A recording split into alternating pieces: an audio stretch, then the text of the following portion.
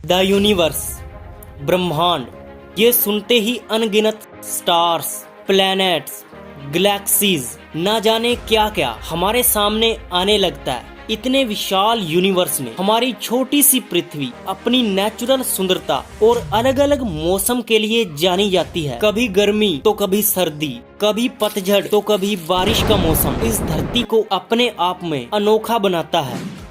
लेकिन क्या आपने कभी सोचा है कि आखिर पृथ्वी पर मौसम कैसे चेंज होते हैं? इसका क्या कारण है? कैसे होते हैं दिन और कैसे होती है रात? क्यों होता है 6 महीने का दिन और 6 महीने की रात? और तमाम ऐसे ही सवालों को जानने की कोशिश करेंगे आज के इस वीडियो में। लेकिन उससे पहले कि आप हमारी वीडियो में खो जाएं, इमीडिएटली चैनल को सब्सक्राइब और वीडियो को लाइक भी कर दें, ताकि हम और ज्यादा मेहनत करके जानकारी आप तक पहुंचा सकें।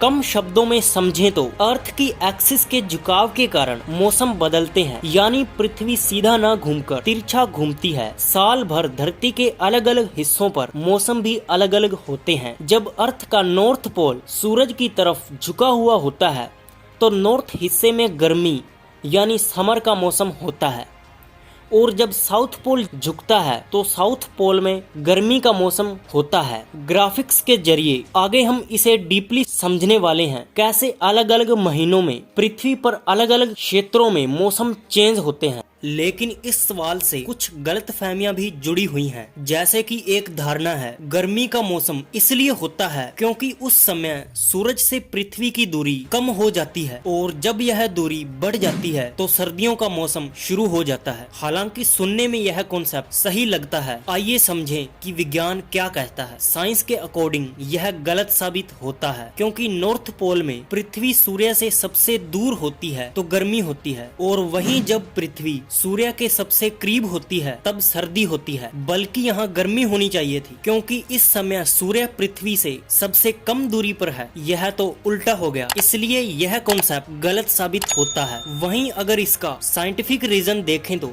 पृथ्वी का अपने एक्सिस पर 23.5 डिग्री झुका होना ही मौसम बदलने का कारण है। चलिए देखते हैं कि अलग अलग महीनों में कैसे बदलता है मौसम। अगर हम बात करें जनवरी मंथ की, तो इस समय अर्थ के साउथ पोल पर सूर्य की रोशनी सबसे ज्यादा पड़ती है, यानी कि इस समय साउथ पोल पर सूर्य की सीधी किरणें पड़ती हैं। वहीं इस समय अर्थ के नॉर्थ पोल पर सूर्य की किरणें तिरछी पड़ रही हैं। साथ ही आप देख सकते हैं कि जब पृथ्वी इस तरह घूमती है तो इंडिया बिना सूर्य के सामने आए साइड से ही निकल जाता है।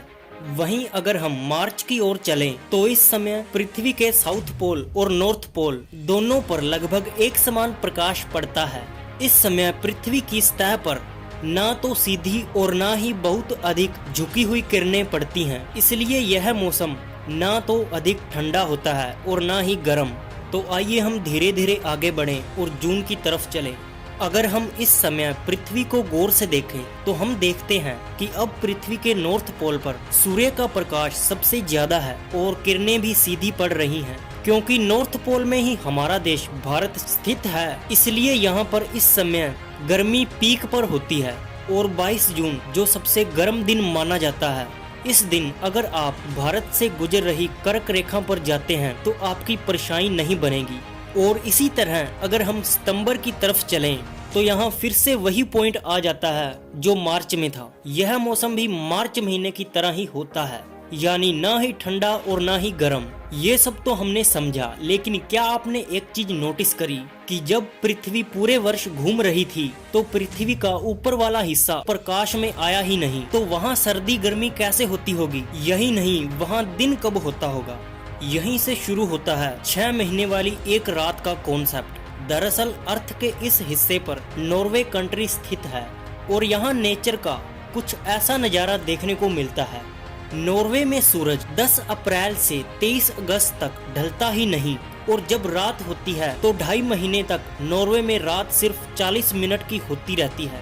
यहाँ रात के ठीक 12:43 पर सूरज डूब जाता है, यानी रात के करीब 1:30 बजे सूर्योदय हो जाता है। इस अद्भुत घटना की वजह से पूरी दुनिया में नॉर्वे को कंट्री ऑफ मिडनाइट सन भी कहा जाता है। वहीं अर्थ के निचले हिस्से में इसका बिल्कुल उल्टा होता है। ये सब कुछ पॉसिबल होता है अर्थ के झुकाव के कारण।